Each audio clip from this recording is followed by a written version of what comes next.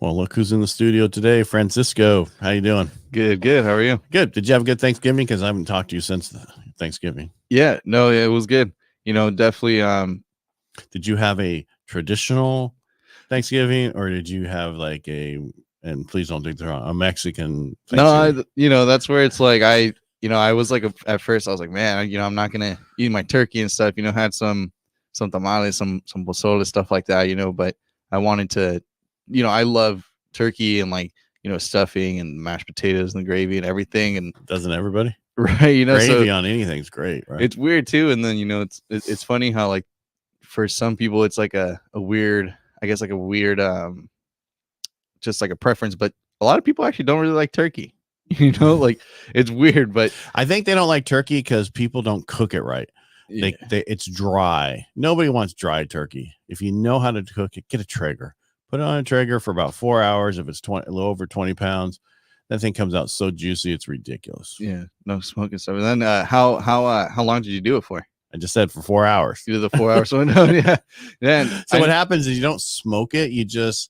I brine it the night before, right? I do a beer brine, and I go find some type of Christmas ale or somebody who's done some Christmas beer that has all these, and then I have my own stuff I put in, which is like sugar and salt and all the stuff I put in for the brine, and then I soak it over, brines overnight. Yeah. Take it out, rinse it off, dry it, tie it up, put stuff in the cavities that you not to eat, but I put other stuff in there like they say to do. Yeah. And cook it, throw it on there, and it takes I always forget how long it takes each year. Yeah. Because I only do it once a year.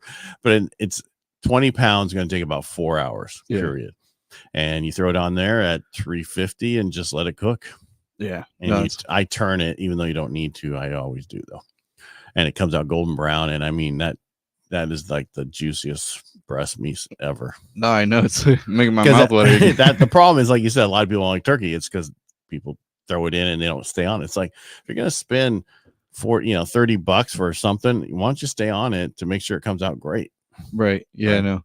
And then, but it's like, that's what I was saying too, is like, even, having all the sides and everything. I mean, yeah, it was a good time. But you can, what's nice now is you can go to this place called Costco. Yeah. And they have they do the mashed potatoes already for you fresh, right? Right. All you got to do is warm them up. You don't have to peel potatoes. You don't have to boil them. You don't have to do all that. Get the gravy. You can get, and then a lot of people just like stovetop stuffing anyway. So, because nothing's better than stovetop stuffing. I know. Right? Yeah. No, that's kind of like we did that too. And, just because like for us, we ended up doing like a little Friendsgiving, something a little smaller. So you did have the traditional Mexican tamales and other stuff, right? I did that. Yeah. Like on Thanksgiving Day. And then it was Saturday. We were like, you know what? We're just going to do it. Got up and did it, made desserts and everything too. It was a good time. Yeah, because even now, that if you're a small family, right, they have a thing where it's half of a turkey, right, just the breast meat and whatever, and with some other stuff, and you throw it in the oven for a few hours and you're done. So there's so many ways to do it, but I understand some people I just want pizza on Thanksgiving. I don't want turkey this year.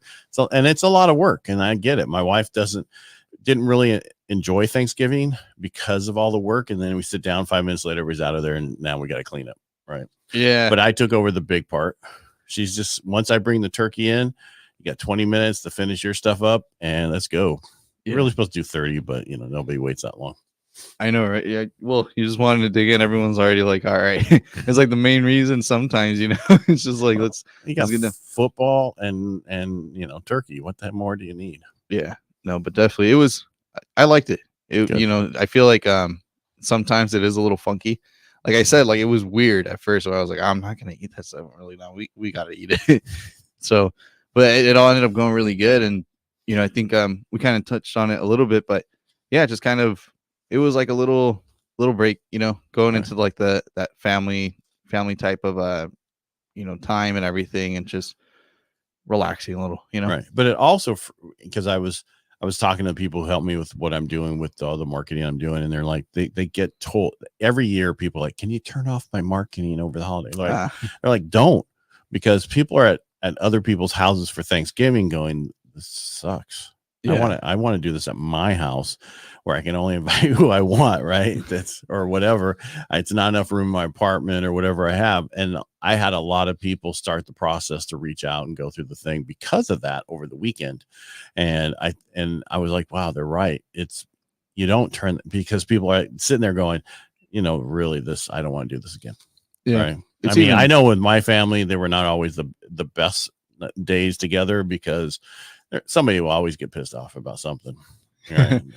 It was always a family drama. Yeah, the long table. Always. My mom would not deal with stuff, and then like I said, shove it under the rug, and then we'd all trip on it, and it'd be a huge blow up at the end. No, that's funny. No, and then it is exactly like you said too. I mean, we do see even I had seen some open houses and stuff. I personally didn't do any, but I believe too open houses. That's when people are visiting and maybe they're like, oh, you know what? Like, why don't we move a little closer to the family? Right. Because or further away. Right. Yeah, no, because I even had like with my girlfriend's family, they came and they're out of San Bernardino. So I mean they were in like Bakersfield and then came over here and stuff. So it's crazy seeing like how many people travel. Like I was in traffic for 55 million people traveled for the holiday. That's insane. Yeah, it's a lot of people traveling. And you're right. But I saw a lot of people looking, going, okay, this is what I want to do. And also December is the best month to buy for buyers. It really is. And because people who are selling want to sell and buyers who want to buy. And if you can have your house ready to go, what I mean by that is if they buy it and close, you're out of there. That's even better for them. So that way they can have their Christmas there and their other stuff in their first home their first home they've ever owned, their first Christmases, right? Yeah. That's like the best thing right there. No, right. Your first home buying there's nothing like it. It's like your first kiss, your first everything. And it's still very doable. Even if we were to go into like it's just very doable. You got 2 weeks. It only takes, if you're ready to go, we can get you done in 2 weeks. Exactly. If you're 3 max, if you're not really ready to go, but we can get it done. It can happen. No, yeah. And then like we were saying, with the rates and everything too, and it's still this calm market, right? Because they moved a little bit, but not enough to spur everybody to go, oh my goodness, rates are 5% now. Let's go. Yeah. Because once we hit 5, everybody's going to come out of the woodwork because 5's not bad. But I said this to a builder the other day because they were talking about how, they're trying to keep people in contracts and this kind of see how they're doing. I'm so the problem is it's not the people who are coming out right now. It's us. We're in our own way. We know the difference in the payment. Yeah. And they don't, right? That's you telling them all this extra stuff. Can you handle the payment? Is this good for you? Yes, I can. Okay, let's go forward then. Right. It's you going, oh, this payment used to be $1,000 cheaper.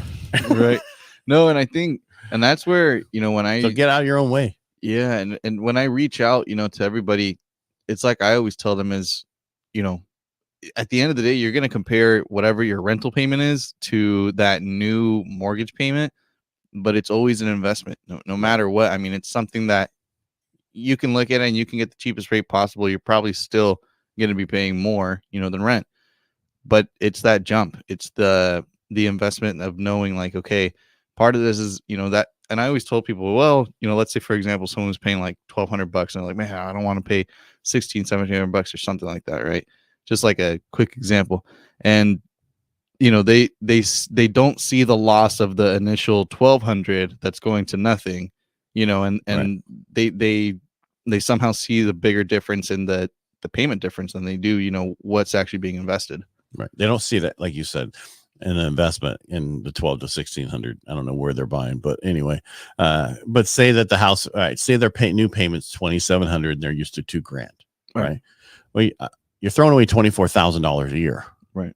So now you're actually investing 24 plus another, $500. You're investing all of it versus throwing it $24,000 away. Right. If you look at it that way, then you understand this is an investment now, not just a throwaway.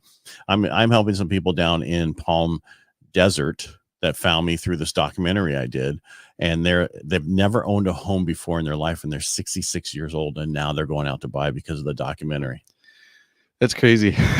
How did that? So when they reached out, was it really? Because I always think of that too when people.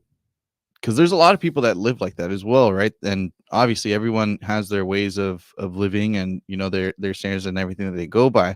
But it's always crazy to me because I think some people, I've even heard some people and even some lenders be like, if I didn't have a family or things like that, then I wouldn't own. I would just rent and I would That's just so buy places. stupid. You And know, then you would have to be moving, and then you're wasting your money.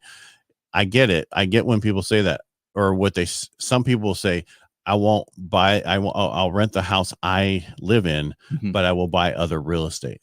Right. And I can understand that because they want to move or do other things. But you got to remember, each year, the rent's going to go up. Exactly. They're going to go up more. Look at the rates, the rent chart. I wish I would have had it here. It's never went. It's from, you know, where is it? Down here, and then it went way up there. It hasn't went down and then gone back up and then gone way down. It's never done that. Where house payments have went, you know, here, and then they went down when rates went down. Then they went up when rates went up. And then guess what happens when you own the house? You can refinance and get that back down here when the rates go back down. It's your safety by owning home, right? It's the house will appreciate, not that you're going to sell it and get rid of it, but you can put, you know, use that equity to do other things in life. Like, and this is what I said in the book that's coming out. I'm not trying to brag about this. I'm just saying, but I put in the book there that because we bought our cabin when we bought our cabin for the amount of money we paid for it, it went up in so much value. We took some of that equity and bought land, right? 32 acres. We would never have been able to do that before. And that's part of that investment. You know, it's like I always say too, it opens up so many doors down the line because then you have all these other opportunities that you can, like you said, you know, you wouldn't think it would be possible without it. Right. Oh, so there in part of our town back in the downturn when everybody was running away from properties, but investors were buying them for 25 grand and 50 grand. And now those places are worth 300 and 500,000. Think about that. I mean, there have hundreds of homes like that. They have $50 million in equity. And even going to like that rental argument too is exactly like you said. It's always been like this growth. I really haven't seen it turn any other way either. And I think it just goes to show further, right? Like how some people, you know, it's always that saying of an economic crisis doesn't exactly relate to, you know, housing crisis, and that even corresponds to rental market too. Right. You know, the selling, buying, renting, you know, whatever it is, it's always been on this steady climb. You know, it's kind of like they say, you know, no matter what you buy and hold, it's always going to be better. And like you said, in the future too, you refinance, situation just gets better. I actually was looking at that, you know, it's funny. I was looking at it with my girlfriend. I was explaining to her, you know, how I went about, you know, with purchasing this duplex that I bought. I have a pretty high payment, but I mean, once I refi at the end of the year, you know, next year, I'm estimating probably about like close to $1,000 in savings. Plus, if you have a good accountant, the difference, right? I don't know if you have a negative or rent, but I'm sure it's covering, but you can write off a lot of stuff, especially as a real estate agent, having that license, you can write off certain interests and certain things that other people can't do. So if you're going to be investing, you should have your real estate license. But if you're flipping, you should never have a real estate license. Yeah, that's where it's, because people don't understand, if you have a real estate license and you're flipping, you're held above higher standards because you have a license. Right. And you should know better. No, and that's the thing too, is, I mean, you see, that's actually crazy you bring that up too. We have an agent in our office who she just did one beautiful flip, like really nice, great attention to detail. And when she told me how much she spent and everything, I was like, wow, like she did a really, really great job. And it's kind of like you're saying, you know, you're just held to a different standard, because then I went and saw another flip, same amount, if not a little bit more money spent. The attention to detail and everything just wasn't there. It didn't look, I mean, there were like exposed nails and things like that I'm just like, you know, those are the kinds of things that we do have to be careful for. Right. And I don't really support that part of it too much either, right? Because there are some people that just try to make that quick, you know, lipstick on a pig. Exactly. Yeah. But like the agent in my office, I mean, the way that she did it, it was just very like, when I mean held to a higher standard, I don't mean about work. I mean about if you get sued for something, you should have known better because you're a licensed agent. And that's why I tell people, if you're gonna do it as a full-time thing, you need to get rid of your license. Yeah. No, I see that too. And that's where. But some people don't. And they're lucky when it doesn't come and bite them. But one day it might. Exactly.